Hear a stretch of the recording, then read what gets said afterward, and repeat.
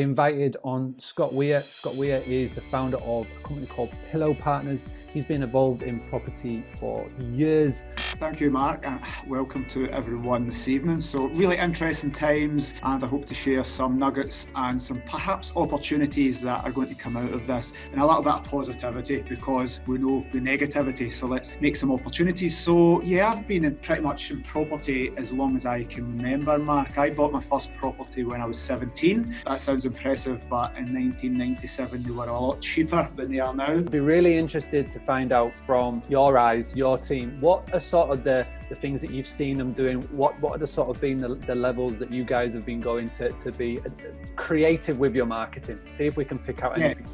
Where I record this is our kind of media studio, and next door is our training centre. So when we train our new regional property managers, with two types of one's at HQ that you can train in our building, but we have regional property managers scattered all over the UK, and when they come up to do their training, don't have it here, but we have a very first thing they do when it comes to getting bookings and managing properties. We give them a little document, and it has 20 boxes, just a Word document, nothing fancy. You guys can do this, and I suggest you take this nugget and write it down. Make a Word document, or just make a list of 20 things, and at the top of that document, I didn't have time to show it, it basically says to the team, imagine there's no online travel agents. How would you get bookings? So there's no internet, how would you get bookings? So that wasn't something smart I devised in case of a mass pandemic. That was just, we don't want to rely on booking portals, so they need to get creative. So from day one, all the property managers who come through the training literally do 20 things,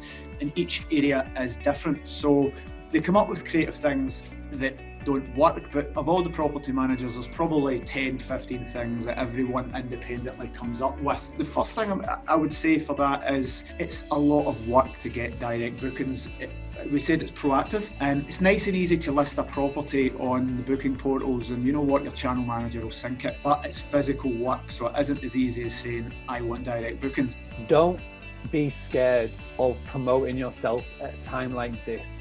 There will be a few people that might give you a little sly look, but they're never going to be the ones that buy from you anyway or book with you. There are going to be a lot of people out there that need your service. There's not a load of people right now fuming at Amazon because they're providing a service where they can get items to you in the next day.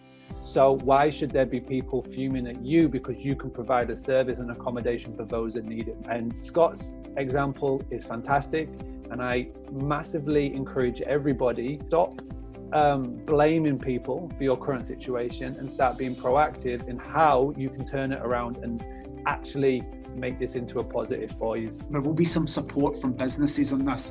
If you watched it yesterday, how many times did that guy saying, I don't watch the news ever, but I happened to catch it, whatever it takes, they will look after us to some degree. So there's going to be opportunities for business. They need to stimulate that economy, and we are in the hospitality business, so that's been decimated.